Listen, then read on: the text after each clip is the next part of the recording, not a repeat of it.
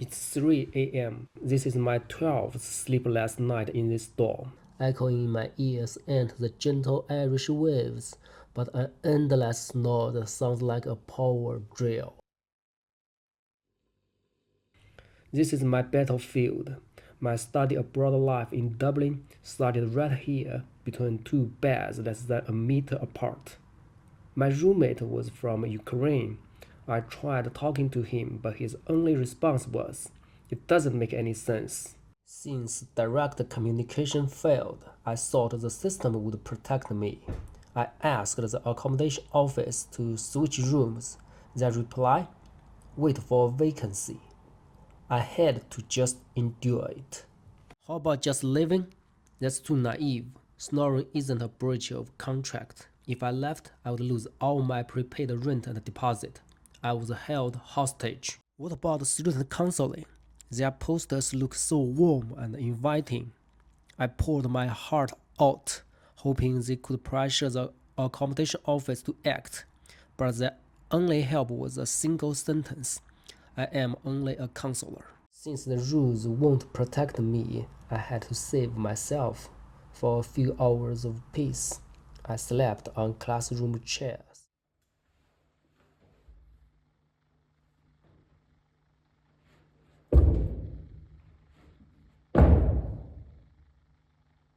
Finally, I made a decision.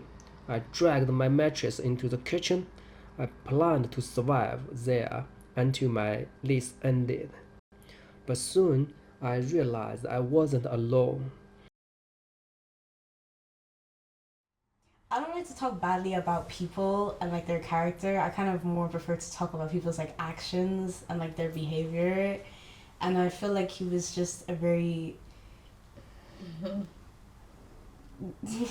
challenging or like difficult person to live with.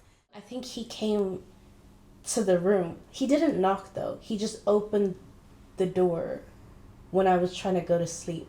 And then that happened like and twice again, like 2 days after. Like he would just open the door when people were like asleep or getting changed or whatever. Like he just didn't have the like to like knock. Mind you, we're girls. Like we're not your bros, we're not your friends, we can't just go outside in summer topless, like that's not how this works, you know? When I lived in Korea, I was there for 7 years working as an English teacher.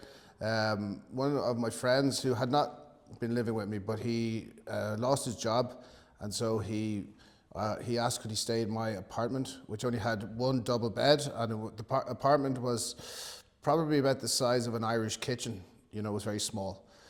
So I said he could stay for a weekend until he found another place to stay. But how long do you think it was before he moved out? It was 3 months later, but do you think he was paying rent? No, he wasn't. So, and then he ran out of money and he had nowhere to live. So I had to find a solution for this roommate who was sleeping on the floor in my tiny apartment. He said he was going to look for a job, but I found out he wasn't. So then I began to search for jobs for him. And then I found out he didn't go to the interviews. Basically, he just wanted to live for free from me. So eventually, I came home one day, one night actually, and the door was locked, and I knocked because my key wouldn't work, you know, and he had it bolted closed from the inside. And when I inquired, like Edwin, I should not say his name. So Peter, knock, knock, knock, knock. Why is the door locked? And he goes, I'm with somebody. So we had a woman, a female, back in the apartment. On my bed. And then I said to him, right, that's it. You have, I think I said 2 weeks. I shouldn't even give him 2 weeks. I should have given him like 2 minutes. But I gave him 2 weeks to vacate the property, to leave. Then he wouldn't. So what I did is I bought him a tent, and it was summertime, yeah? And there was parks everywhere. So he took the tent, and I gave him some money, and he left. And he ended up camping underneath a bridge. So that was him gone. Faced with bizarre roommates, Steve chose to help his friend find a job. I chose to sleep in the kitchen. I don't know if this is the right way or the optimal solution, but fortunately, After 45 days of pure agony, the office emailed me a chance to move out. This is my life now. The soul-crushing snoring is gone. I can finally enjoy a pot of tea from home in peace.